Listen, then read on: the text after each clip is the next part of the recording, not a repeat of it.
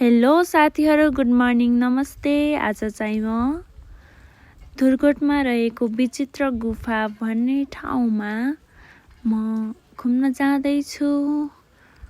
हामी चाहिँ खानासाना खाएर 12:30 बजेतिर घरबाट निस्क्यौँ। अनि म चट्ट परेर मेकअप गरेर हेर्न सक्नुहुनेछ मेरो लुक यस्तो भएर गएँ। हामी चाहिँ 3 जना गएका थियौँ। मेरो बहिनी, भाइ अनि म भएर गएका थियौँ। हामी चाहिँ अब विचित्र गुफामा जाँदैछौँ। विचित्र गुफामा जाने बाटो चाहिँ यस्तो रहेको छ साथीहरू, कतै धुलो, कतै पिच, कतै कच्ची बाटो र कतै यस्तो बाटो रहेको छ। अनि मैले चाहिँ भाइहरू बहिनीहरूसँग रमाइलो गर्दै हाँस्दै खेल्दै हामी चाहिँ गुफातिर लाग्यौँ है त। गुफामा जाने क्रममा हामी सुरुमा त जाने बेलामा 3 जना मात्र गएका थियौँ घरबाट जाने बेलामा। तर गुफामा पुग्दाखेरि धेरै दाइ अङ्कलहरू, दाइहरू सबैजना आउनु भइरहेछ, दिदीहरू पनि सबै आउनु भइरहेछ। अनि हामी पनि गएको थियौँ। सबैजना भएर रमाइलो भयो। हामी 3 जना मात्र भएको भए सायद डर लाग्थ्यो होला गुफाभित्र जान, तर धेरैजना मान्छे भएकोले एकदम रमाइलो भयो। र यो शिवजीको मन्दिर रहेको छ। त्यसपछि यहाँदेखि सुरु हुन्छ। यहाँ चाहिँ हनुमानजीको मूर्ति रहेको छ, अगाडि देख्नुहुनेछ।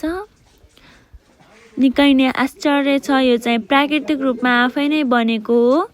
यहाँ चाहिँ हाम्रो बाजे हुनुहुँदो रहेछ टिकट काट्ने। उहाँले चाहिँ टिकट दिनुभयो हामीलाई। हामी 3 जना गएका थियौँ र 3 जना भएर रसिद लिग्यौँ। अनि हामी विचित्र गुफातर्फ लाग्यौँ है त। विचित्र गुफा एकदम विशाल, प्राकृतिक रूपमा सुन्दर रहेको, डरलाग्दो पनि थियो। सुरुमा हामी देख्न सक्छौँ आफै उत्पत्ति भएको गणेशजीको मूर्ति हो यो चाहिँ। त्यसपछि हामी टर्च लाइटको सहायताले सबैजना भित्र पस्दै गुफाभित्र जाँदैछौँ।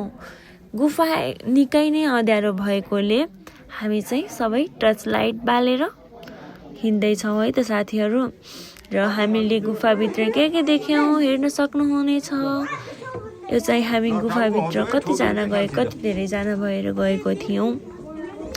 धेरैजना भएकोले खासै डर पनि लागेन। गुफा एकदम चिसो, आनन्द थियो। अनि गुफामा भएका विभिन्न आकृतिहरू हेर्न पाउँदा एकदम मन आनन्द भएको थियो। जे होस्, यो गुफामा धर्ममा विश्वास रहनेहरूको लागि विशेष रहेको छ। आफूले जस्तो छ भनेर इमेज गरिन्छ त्यस्तै नै रहेको छ। सुरुमा हामीले देखेका थियौँ यसभित्र। कोइले भने भन्ने कुरा के नानी पखन छैलो खेला परेको 2045 यहाँले देखाइदिनुहुन्छ के आउ यहाँ नि हामीले धनुषको विवाह गर्दाखेरि 3 भन्छ नि। जुन अहिले देखाइएको चाहिँ राम धनुष रहेको छ, जुन 3 खण्डमा टुक्रिएको छ भनेर भन्दै हुनुहुन्थ्यो। त्यसपछि हामी बिस्तारै अघितर्फ लाग्यौँ। निकै नै अँध्यारो भएकोले सबैले टर्च लाइट बाल्दै अघि बढ्दै हुनुभएको छ। र यस्तो शिलाहरूभित्र यस्तो एकदम निकै नै आश्चर्यजनक ढुङ्गाहरू विभिन्न श्रृङ्खला जस्तो हो र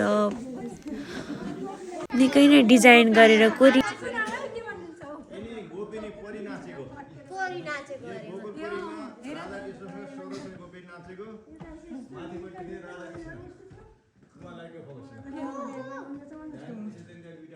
गोपिनीहरू र राधाकृष्णहरूको आकृति हेऱ्यौँ।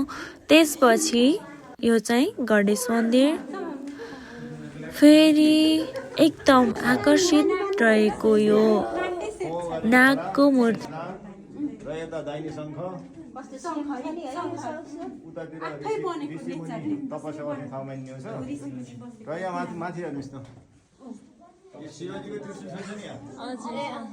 त्रिशूलमाथि नागको अगाडि शिव अगाडि दक्षिण नाग हुन्छ र शिवका 3 नेत्र हुन्छ नि, एउटा नेत्र बिचाइ। र यस्तै आकृति बनाएर अहिले मान्छेले धेरै शक्तिसँग तपस्या गर्ने, वर माग्ने गर्ने गर्छ।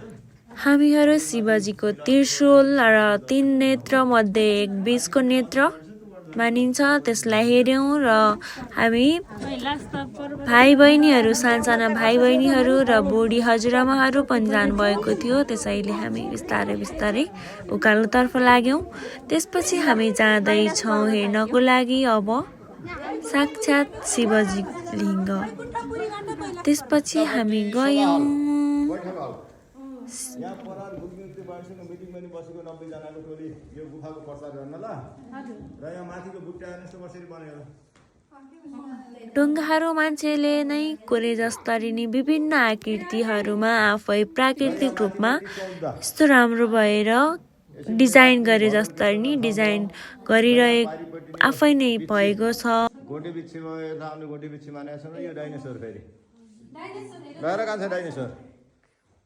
यो डाइनोसर यो बिच्छी र यता शिवजीको दर्शन गर्ने यता जानिदिन्छ।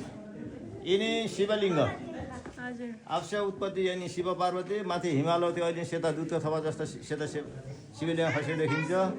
यहाँनिर हात्ती मूर्ति भयो। उतापट्टि बर्मा विष्णु महेश्वर कुनै टिचा शिवलिङ्गहरू छन्। अब यहाँ धेरैको विश्वास छ वर मागेर पुरा गर्न सबै चढाएका त्रिशु घण्टाहरू तपाईँ पनि आएको बेला शिवजीको दर्शन गर्न सकिन्छ। मुख्य ठाउँ त्यहाँ चाहिँ साक्षात् शिवलिङ्गको दर्शन गर्न सकिनेछ। त्यो चाहिँ आफै प्राकृतिक रूपमै बनेको है साथीहरू। त्यो चाहिँ बनाएको होइन। एकदमै साक्षात् भगवानलाई नै भेटे जस्तो अनुभव हुन्छ वहाँ गएपछि। ती देखिनेहरू सेता ढुङ्गा टल्किएका मडी जस्ता ढुङ्गाहरू देख्दा भगवानको ठाउँमै गए जस्तो हुन्छ। त्यसपछि हामी गयौँ गाईको थुन भन्ने विश्वास रहेको छ। यो चाहिँ यहाँदेखि पानी चुहिनेछ र त्यहाँ त्यो शिला चाहिँ गाईको शिला हो है त। अब हामी जाँदैछौँ। त्यसपछि हामी स्वर्ग जाने बाटोतर्फ लाग्यौँ। बाटो गयो